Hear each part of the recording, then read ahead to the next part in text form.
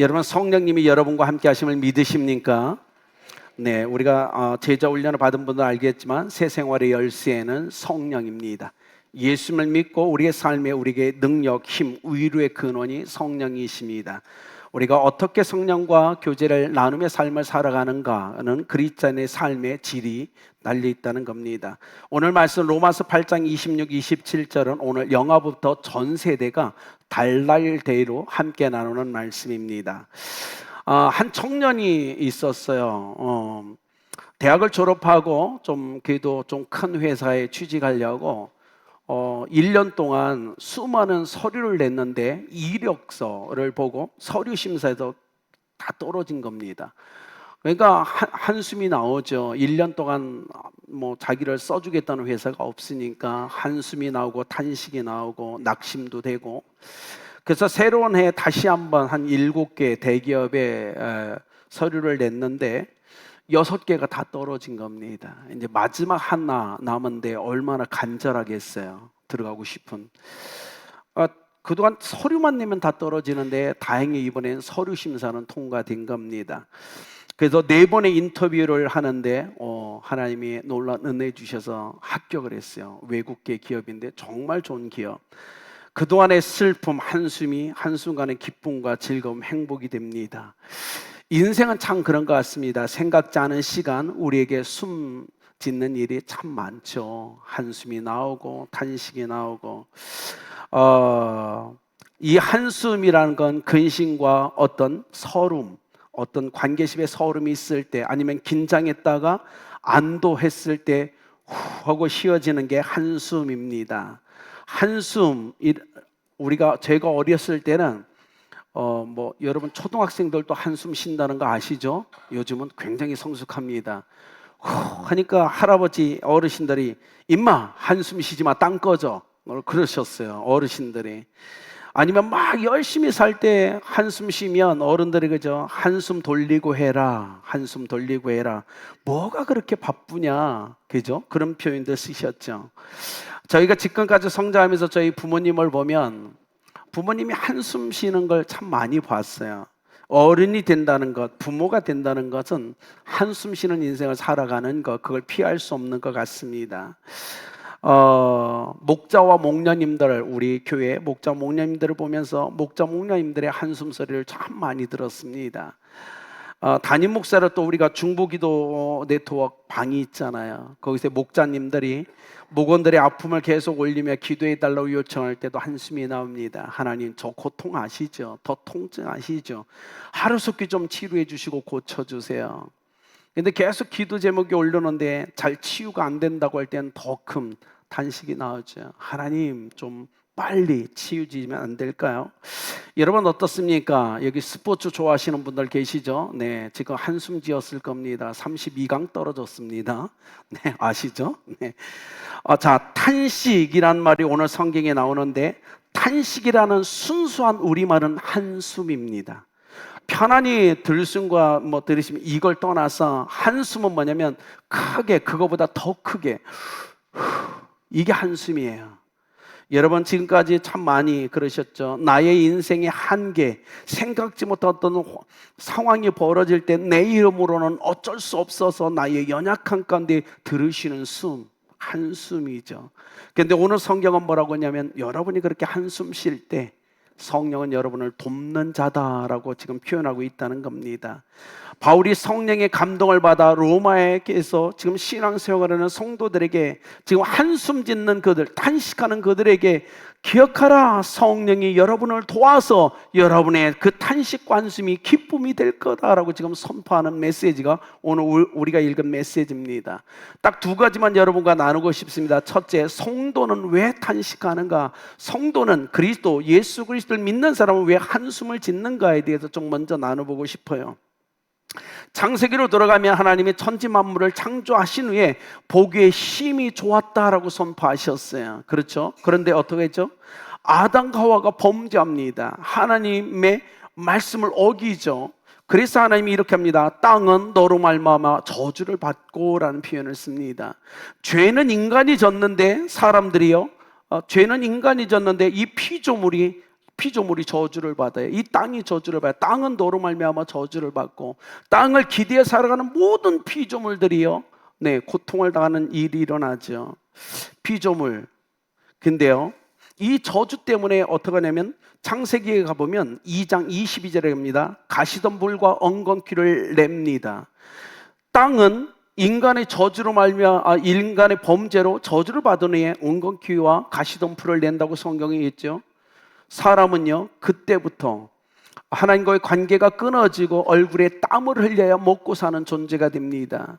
그런데요, 인간이 범죄한 그 순간부터 땅이 저주를 받고 난 다음부터 모든 피조물은 그때부터 탄식이 시작되고, 이 인간은 땀을 흘려야 먹고 사는 그 인생 때문에 여러분 한숨 지고 탄식이 그때부터 시작됐다는 겁니다. 그리고 더 나가서 그들의 아들 가인이 동생을 죽입니다. 그러자 성경 창세기 4장이 이렇게 하죠. 땅이 그 아우의 피를 받았은즉 내가 땅에서 저주를 받으리니, 처음엔 땅을 저주했는데 이젠 땅에서 네가 저주받는 삶을 살아갈 거야 라고 얘기하고 있다는 거예요. 땅에서 저주를 받다, 두 가지 의미입니다. 하나는 뭐냐요? 방금 얘기한 것, 땅이 다시는 그 효력을 내지 못하는 그 저주를 받습니다. 아무리 노력해도 이젠 그만큼 우리가 기대하는 만큼 효력이 나타나지 않는, 우리는 그 고통을 당하죠. 왜 그렇죠? 왜냐하면 땅이 오염됐어요. 상처를 받았어요. 우리 때문에. 그래서 효력을 낼 수 없어요. 하나님은 땅을 통해서 그래서 사람을 심판하십니다. 이젠 땅이, 내가 땅에서 저주를 받으라. 땅에서 저주받아요. 그런데 하나는 더 의미가 이겁니다. 자연 만물이 고통받는 것보다 더 큰 고통이 너에게 임할 거다, 이 표현입니다. 12절, 그래서 어떡하죠? 땅에서 피하며 유리하는 자가 될 거라. 여러분, 이게 두 번째 하나님의 심판이었죠. 인생이라는 건요, 평안함이 없이 끊임없이 피하며 유리하는 삶을 살아가야 된다는 거예요. 예수님이 이 땅에 오셔서 그래서 끊임없이 선포한 게 뭐죠? 너에게 평안이 있을지어다예요. 우리 인생, 평안함을 잃어버리고 불안한 삶을 살아가는 우리의 인생, 그래서 한숨 짓는 인생, 그 인생에 들어오셨던 예수님은 우리를 향하여 선포합니다. 너에게 평안이 있을지어다. 평안을 잃어버린 세대에 우리는 살아가니까요. 여러분, 이 모든 것을 해결할 수 있는 단 한 가지는 십자가에서 우리를 위해 죽으시고 부활하신 예수 그리스도를 믿는 것밖에 방법이 없어요. 그래야 세상이 알 수 없고 줄 수 없는 평안이 우리 가운데 임하기 때문에 그렇습니다. 많은 사람들이 예수님을 믿지 않습니다. 이재철 목사님의 예화에 이런 게 등장합니다. 어떤 사람에게 왜 예수를 믿지 않냐고 한번 질문했습니다. 왜 예수 믿지 않으세요? 그랬더니 그분이 이렇게 얘기합니다. 저희 동서가 캐톨릭 신자인데요. 그 집에 가면요, 화초가 참 많은데 갈 때마다 발견하는 화초가 다 말라서 죽어가고 있다라는 겁니다. 아니, 예수 믿으면 생명을 얻는 거라며요. 예수 믿으면 생명력이 있어야 된다며요. 근데 그러면 그 집에서 키우는 그 식물들도 생명력이 있어야 되는 거 아니에요? 근데 그 사람은요, 그 화초를 다 죽였어요. 그래서 예수 믿지 않아요. 재미난 논리죠. 화초 죽이지 마세요. 여러분 집에 놀러오는 친척들이 예수님을 부인할 수 있습니다. 말도 안 되는 거지만 어떻게 보면 또 그들 입장에서는 그럴 수도 있겠네. 자, 기억하십시오. 인간이 범죄한 후에 우리 인생에 한숨은 끊임없이 납니다. 천국 갈 때까지 탄식의 소리도 있습니다. 그런데 주님은 우리를 그렇게 포기하지 않으셨죠. 그래서 우리가 읽진 않았지만 바로 위절 23절입니다. 이뿐 아니라 또한 우리 곧 성령의 처음 익은 열매를 받은 우리까지도 속으로 탄식하며 양자될 것 곧 우리 몸의 구속을 기다리느니라. 우리는 구원받았어요. 예수의 보혈로 구속함을 받았어요. 우리의 영은 이미 새로워졌습니다. 문제는 뭐죠? 그래서 23절에 우리 몸의 구속을 기다리느니라. 우리 몸은, 우리 육체는 아직 구속되지 않았다는 거예요. 우리 영혼은 구원받았고 구속됐는데 우리 육체는 아직 아니라는 겁니다. 그래서 우리는 예수 믿는 사람은요, 한숨재요, 단식해요. 여기에 대해서 로마서 7장에 바울이 아주 정확하게 이렇게 표현합니다. 바울은 이미 예수님을 믿었어요. 그 영혼이 구원을 받았죠. 그런데 이렇게요, 원하는 것은 행하지 않고 도리어 미워하는 그것을 행함이니라. 원함은 내게 있지만 선을 행하는 능력이 나에게 없는 것, 선을 행하기를 원하지만 나에게 악이 함께 존재하는 것, 자꾸 누군가를 미워하는 것, 내 마음으로는 성령의 법, 하나님의 법을 즐거워하지만 내 육체는 자꾸 사망의 법을 쫓아가는 것. 그래서 예수 믿는 사람들은 탄식한다, 한숨 진다라고 얘기하는 겁니다. 여러분 어떻게 생각하십니까? 그렇지 않을까요? 때로는 나의 영혼은 이미 속량과 구속함을 받아서 구원받았는데 내 육체가, 내 생각이, 내 마음이 내 마음대로 안 되는 겁니다. 자꾸 누군가를 미워하게 되고 육적인 걸로 쫓아가게 됩니다. 그래서 우리는 한숨 져요. 이러면 안 되는데 내가 왜 이러지? 그렇죠. 그래서 바울이 이렇게 얘기죠. 오라 나는 공고한 사람이로다. 누가 이 사망의 몸에서 나를 건져내라. 사망의 몸, 구속되지 않은 몸. 그래서 바울은 얘기해요. 몸의 구속을 기다린다. 여러분도 기다리고 계시죠? 저도 기다리고 있습니다. 몸의 이 구속은 주님이 이 땅에 오신 날 우리가 거룩한 영광의 그 영광체로 바뀌면서 해결될 겁니다. 몸의 구속. 자, 우리가 오늘 그리스도인으로서 인생을 살면서 한숨 짓고 단식하는 건 몸의 구속을 기다리는 시간을 보내고 있기 때문에 그래요. 주님을 기다리는 그 시간 일어나는 많은 일들과 육체적인 일 때문에 우리는 한숨이 나오고 우리는 단식합니다.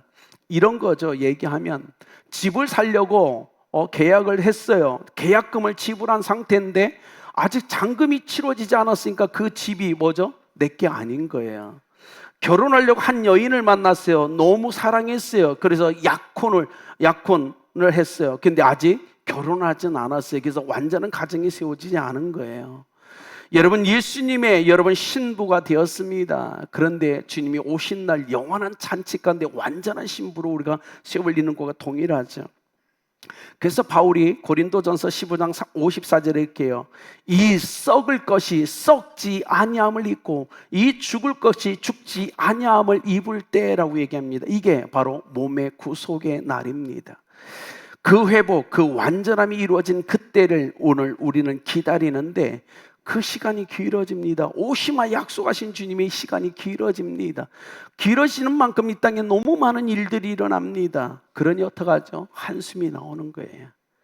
천국에 갔으면 한숨이 안 나올 텐데 빨리 예수님을 만나고 싶은데 빨리 몸의 구속을 이루고 싶은데 그래서 하나님과 영원히 함께하고 싶은데 주님이 오실 날이 길어지니까 이 땅에 머무는 동안 단식이 나오죠. 이것이 기다림의 탄식, 지금 우리가 누리는 거죠. 두 번째, 그러면요, 성령은 왜 탄식하는지에 대해 두 번째를 나누기로 원합니다. 26절, 이와 같이 성령도 우리 연약함을 도우시나니 우리가 마땅히 빌 바를 알지 못하나 오직 성령이 말할 수 없는 탄식으로 우리를 위해 친히 간구하시느니라. 도우신다라는 헬라어는 뭐냐면 붙들어준다, 짐을 들어준다라는 뜻입니다. 한숨 쉰 일들이 일어나고 무거운 인생을 살아가는데 성령께서 우리를 꼭 붙잡아 주시고 무거운 짐을 함께 들어주시는 것, 이것이 돕는다는 뜻이에요. 여러분 삶에서 성령님을 경험하고 계십니까? 저는 탄식하면 생각나는 한 단어가 있어요. 눈물입니다. 한숨 쉴 때도 눈물이 나오지만 단식할 때 눈물이 나오죠. 성령님은 탄식할 이유가 전혀 없으십니다. 성령님은 눈물을 흘려야 될 이유가 없으세요. 한숨을 쉴 이유도 없습니다. 그리고 성령이 우리 안에서 한숨 쉬고 탄식할 때 우리는 거의 듣지 못합니다. 그런데 누구 때문에요? 우리 때문에요. 우리 때문에 성령은 탄식해요. 이런 거죠. 여러분 자녀들 다 키워보셨죠? 집에 두 자녀 있거나 옆집에 두 자녀 있으면요, 어릴 때일수록 키울 때 보면 이런 겁니다. 한 아이가 갑자기 울기 시작해요. 그러면 옆에는 아무것도 모르고 같이 울어요. 그냥. 그런 거 경험 안 해보셨어요? 애 안 키워보셨죠? 네, 전 키워봐서 아는데 한 애가 그냥 울면 옆에는 뭐 무슨 저기도 모르고 같이 울어요. 그냥 같이 울어요. 그렇지 않습니까? 우리 성령께서는 때로는 그럴수요. 여러분이 눈물을 짖을 때 성령은 우리와 함께 울어줍니다. 뭐라고 물으면 슬퍼하니까, 아파하니까 같이 아파하는 거예요. 함께 눈물을 흘리는 거죠. 그것이 성령의 역사하심, 위로하심입니다. 근데 때로는 정말 탄식하면서 우시죠. 왜냐하면 우리가 여기 있는 이미 영적으로 구원을 받은 여러분이 하나님의 뜻대로 행하지 않으니까, 하나님의 말씀이 선포되는데 순종하지 않으니까, 그래서 단식하기도 하지만 또 우리의 삶의 연약함을 다 체휼하시니까, 우리 성도들 중에 지금 육신의 질병으로 울부짖는 분이 계세요. 성령도 같이 울고 계시죠. 우리의 연약함 때문에.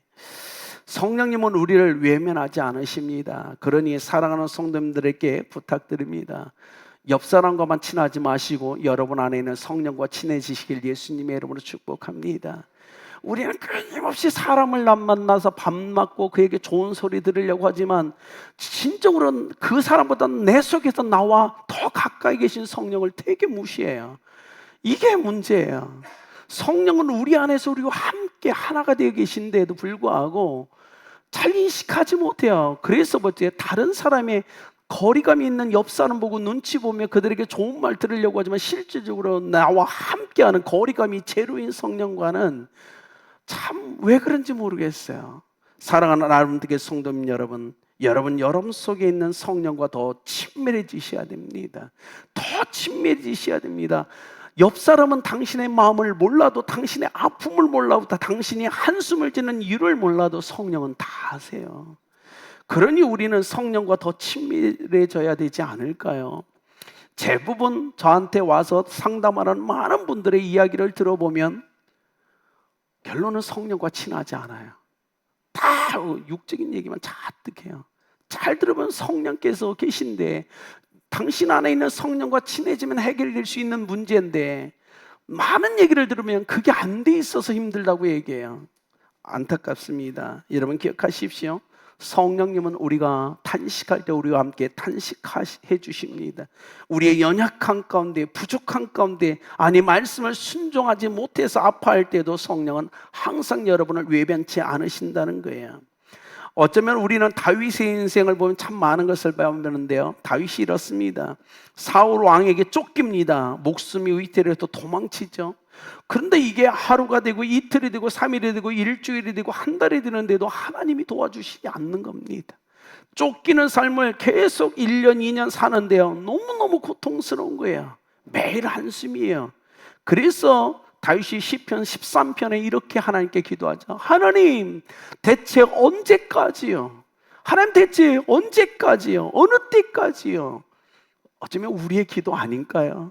그죠? 우리 교회 아픈 성도가 빨리 치유됐으면 좋은데, 이렇게 오랜 동안 왜 하나님은 가만두시죠? 그럴 때 우리보다 그 성도가 그러지 않을까요? 하나님, 대체 어느 때까지요? 언제까지요? 참고 참는데 상황이 바뀌지 않습니다. 어려움이 계속됩니다. 그때 우리는 한숨이 나오죠. 내 자녀들을 향해서 우리 가족, 교회 동일합니다. 내가 유일하게 의지할 수 있는 분, 그리고 나를 유일하게 도울 수 있는 그분이 잠잠할 때 우리는 참 힘들죠. 다윗은 그 고백을 했어요. 자기 감정에 완전히 몰입되어 막 몸부림치며 고통스럽게 헤매다가 다윗이 어느 순간 시선을 들어 하나님을 봅니다. 그리고 하나님을 묵상합니다. 하나님을 묵상하면서 이렇게 하죠. 맞아, 나를 사랑하는 하나님은 결코 나를 버리지 않을 거야. 결코 나를 혼자 홀로 두지 않을 거야. 이 믿음과 확신이 일어나기 시작합니다. 그래서 그가 하나님을 찬양하죠. 사랑하는 여러분, 오늘 힘든 일이 있으신가요? 다윗같이 하나님께 시선을 한번 둬보십시오. 그리고 그분이 결코 여러분을 홀로 두지 않으실 거라는 확신을 가지시길 예수님의 이름으로 축복합니다. 그래서 오늘 27절에 이렇게 합니다. 하나님의 뜻대로 성도를 위하여 간구한다라고 얘기합니다. 우리 성령님은요, 때로는 우리는 우리 것만 구하는데 성령님이 우리 안에서 내가 구하지 않는 하나님의 뜻대로 하나님의 뜻을 우리 안에서 기도해 주는 거예요. 그래서 여러분 지금까지 인생을 살면서 여러분이 기도한 것보다 더 많은 것을 소유했고 더 많은 것을 누리는 이유는 성령이 우리 안에서 하나님의 뜻대로 기도해 주셨기 때문에 가능하다는 겁니다. 예전에 어떤 분이 책 한 권을 쬐끄맣게 썼죠. 우리의 대부분의 모든 기도는 천국에서 잡동사니처럼 취급된다라고 책이 있었어요. 왜냐하면 우리는 너무 육적인 것만 구하니까요. 그런데 성령은 우리 안에서 하나님의 뜻대로 우리를 위해 기도해 주십니다. 이게 얼마나 귀한 축복입니까? 그죠? 기도해야 되는데 기도하지 않고 기도해도 엉뚱한 걸 구하고 끙끙대는 나를 위해서 성령이 하나님의 뜻대로 기도해 주는 이 은혜가 얼마나 큽니까? 여러분 한번 생각해 보세요. 내게 자녀가 있는데 이 자녀가 아픕니다. 아프면요, 부모는 한숨이 나와요. 우리가 어쩔 수 없잖아요. 근데 이 아이가 그 질병에서 완전하게 회복될 때까지 부모는 한숨이 계속 나오는 겁니다. 이게 부모의 심정 아닐까요? 성령도 그러실 것 같아요. 우리 속에서 우리가 온전히 하나님의 뜻을 깨닫고 순종할 때까지 성령은 계속 우리 때문에 아파하실 겁니다. 한숨 짓고 탄식하지 않을까요? 기억하십시오. 성령이 여러분 안에 있고 여러분을 위해 기도하십니다. 그러니 성령과 더 친밀한 관계를 유지하셔야 됩니다. 우리가 평소에 불렀던 찬양이 있죠. 마음이 지쳐서 기도할 수 없고 눈물이 빗물처럼 흘러내릴 때 나를 위해 기도하시는 그 한 분이 계시다는 사실, 그것이 얼마나 큰 축복입니까? 나를 위해 기도하는 것은 나의 부모님뿐만 아니라 성령님도 나를 위해 기도하신다는 사실, 바울은 그것을 정확히 깨달았어요. 그래서 로마에 있는 형제 자매들에게 낙심하지 말라고, 너무 탄식하지 말라고, 성령이 너희들을 위해 탄식하며 하나님의 뜻대로 기도해 주신다고, 그러면서 28절은 이렇게 선포합니다. 우리가 알거니와 하나님을 사랑하는 자 곧 그 뜻대로 부르심을 입은 자들에게는 모든 것이 합력하여 선을 이루느니라. 이렇게 선포하며 결론을 내려요. 사랑하는 여러분, 하나님은 여러분을 사랑하십니다. 여러분이 한숨 짓는 걸 하나님도 원하지 않으세요.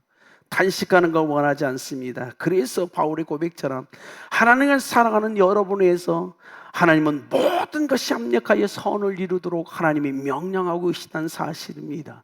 오늘 그 성령과 친밀하게 동행하며 승리하시길 예수님의 이름으로 축복합니다.